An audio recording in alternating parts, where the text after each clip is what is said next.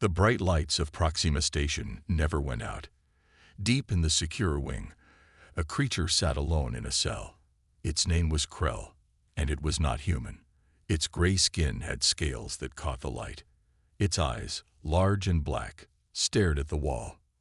Krell was a Draxian, a species known for keeping secrets better than any other in the galaxy. The coalition of stellar species had been trying to make Krell talk for 3 days.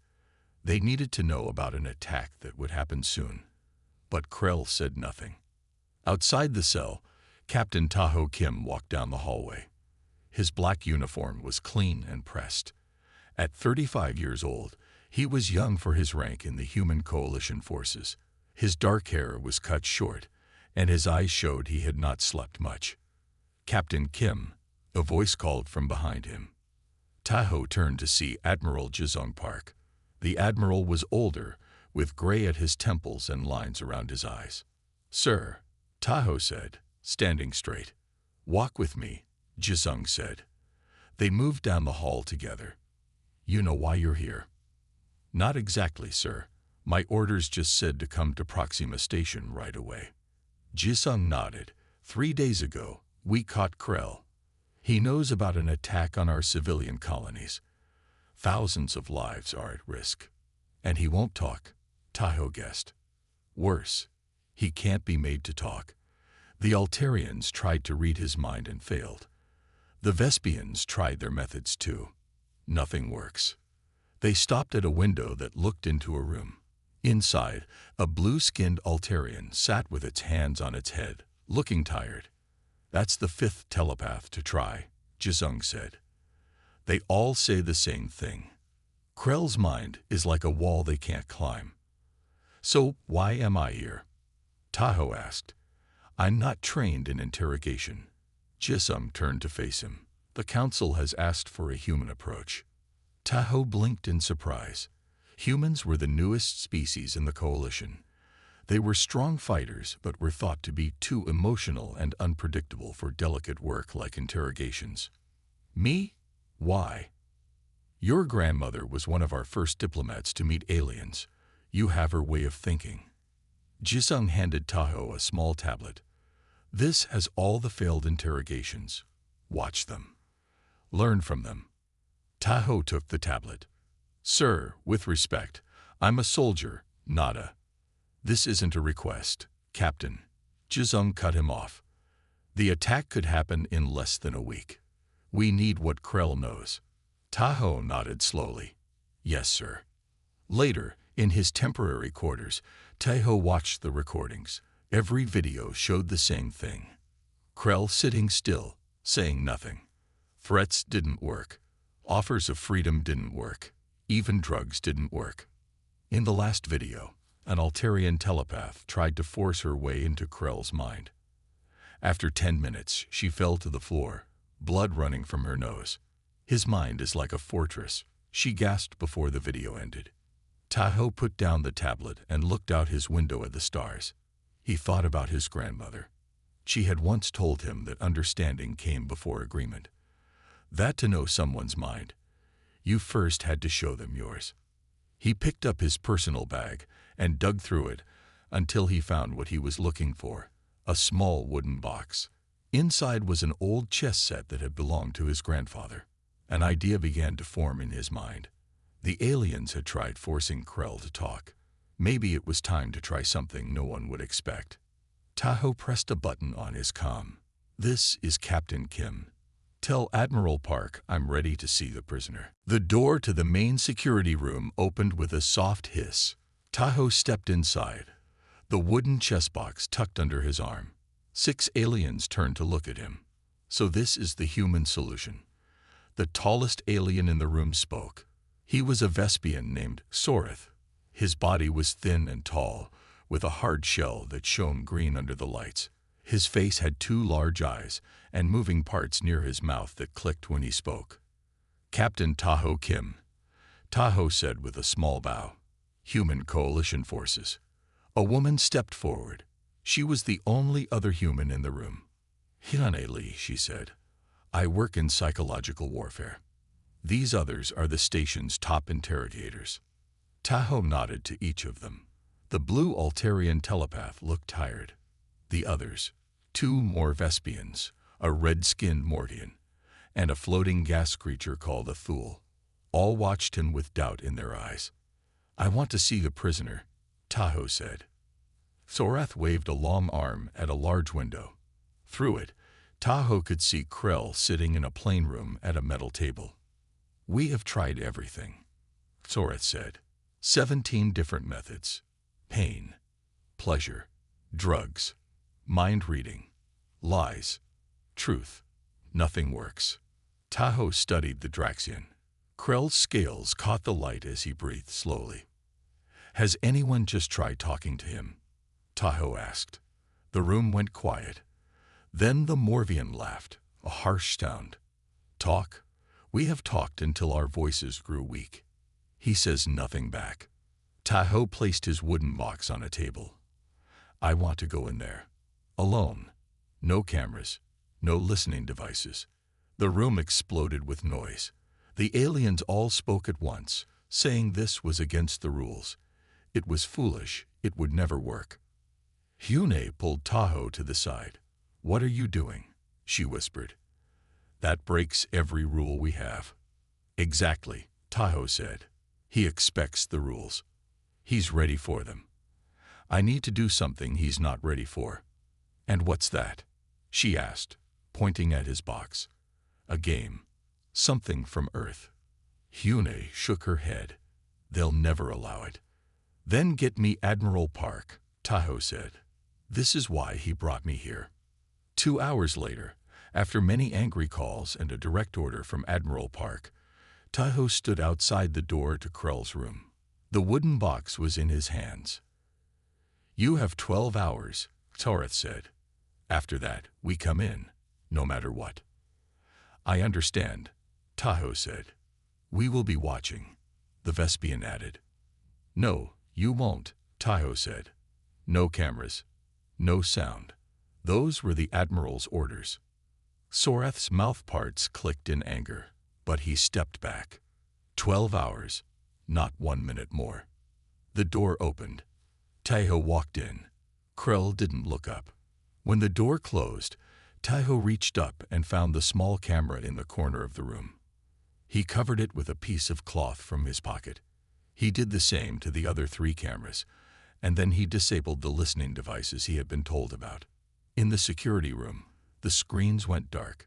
The audio feed went silent. "What is he doing?" Sorath demanded. "Following orders," Hyune said, but her face showed worry. Back in the room, Tahoe sat down across from Krell.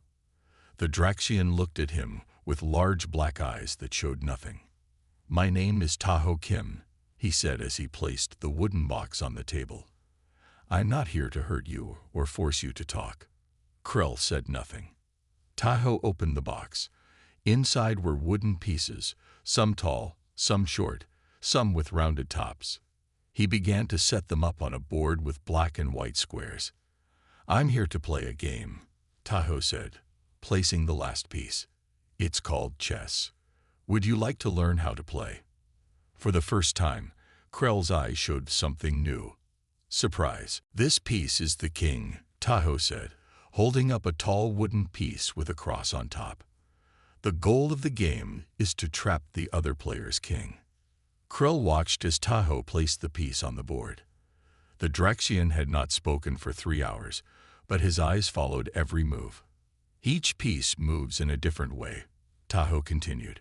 He showed how the rook moved in straight lines, how the knight jumped in an L shape, how pawns could only go forward. When he finished explaining, Tahoe turned the board so the white pieces faced Krell. "White moves first," he said. For a long moment, Krell did nothing. Then, slowly, he reached out and moved a pawn forward 2 spaces. Tahoe smiled and moved his own pawn. They played in silence. Krell learned quickly. He took 3 of Tahoe's pieces before Tahoe saw a way to trap Krell's king. "Checkmate," Tahoe said. "That means I win." Krell stared at the board. "Again," he said, speaking for the first time. His voice was low and rough.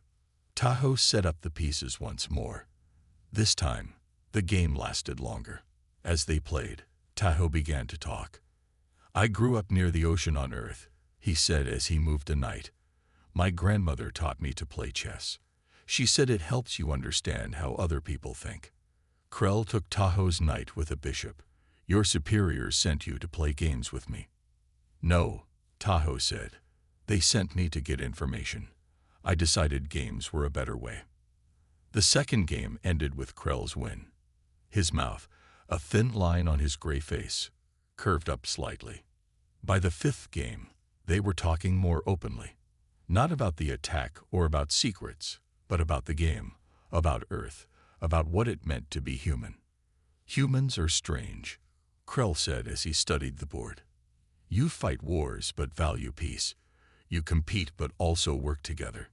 You are weak alone but strong together." "We're full of opposites," Tahoe agreed. "That's what makes us interesting." Outside the room, time passed slowly. The security team grew more and more nervous as they stared at blank screens. "It's been 8 hours," Soreth said. "The human has failed." Hyuna looked at the door to the interrogation room. "We don't know that. We can't see what's happening." "Exactly." Soreth clicked his mouthparts angrily. "He could be in danger. The prisoner could have attacked him. Or they could be talking," Hyuna said. Inside the room, Tahoe and Krell were on their 7th game. Tahoe had told stories about Earth's history, about humans' journey to the stars, about his own family. "My grandmother lived through a terrible war on Earth," Tahoe said, moving his queen. "After it ended, she worked for peace. She said understanding your enemy is the first step to ending conflict." Krell was quiet for a moment. "Is that why you are here? To understand me?" "Yes," Tahoe said simply. "You have not asked about the attack," Krell pointed out. "I'm more interested in why you won't talk about it," Tahoe said. He moved his rook. "Check." Krell moved his king away from danger. "Information is power," he said. "Sometimes sharing information is more powerful than keeping it secret," Tahoe replied. Krell looked up from the board, his black eyes meeting Tahoe's. "You are not like the others who tried to make me talk." "No," Tahoe agreed. "I'm human. We do things differently." For the first time, Krell smiled fully. "Perhaps that is why they sent you. Your move, human." 11 hours had passed. Outside the room, the security team was ready to break in. Soreth paced back and forth, his long legs covering the floor in quick steps. "1 more hour," Hyuna reminded him. The Admiral gave him 12 hours. "It is a waste of time," Soreth said. "No one can make a Draxian talk when it does not want to." Inside the room, Tahoe and Krell had played 9 games of chess. They were now sitting quietly, the board between them forgotten. "Why are you protecting this information, Krell?" Tahoe finally asked. Krell's black eyes studied Tahoe. "Because some secrets are worth keeping, even if people die because of them."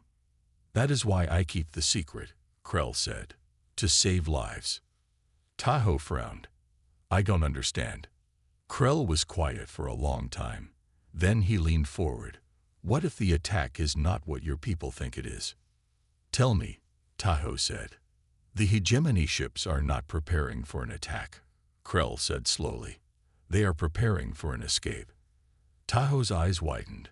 The hegemony was the enemy of the coalition, a group of species that kept to themselves and did not trust outsiders. "An escape from what?" Tahoe asked. "A star is dying," Krell explained. "It will soon explode. The hegemony worlds near it must be emptied. Millions must be moved to safety." "Why keep this a secret?" Tahoe asked. "We could help."